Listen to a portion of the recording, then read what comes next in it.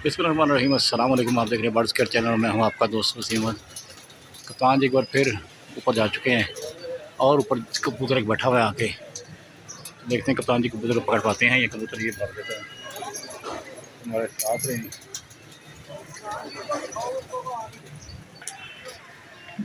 ले व्यूअर्स, कबूतर दिखाने की कोशिश करते हैं आके कि कबूतर है कहाँ पे।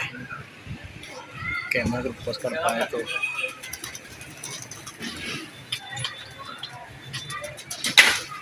अभी आपको कबूतर नजर आएगा।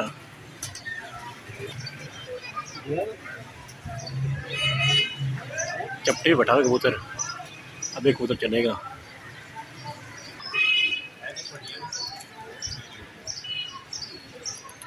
ले जी, ये कबूतर उड़ के भाग गया।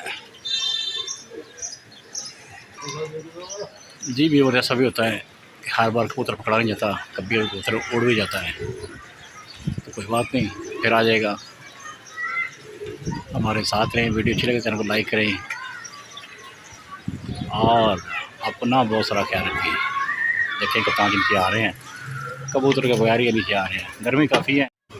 ज़रूरी नहीं होता कि हर बार कामयाब हो जाए।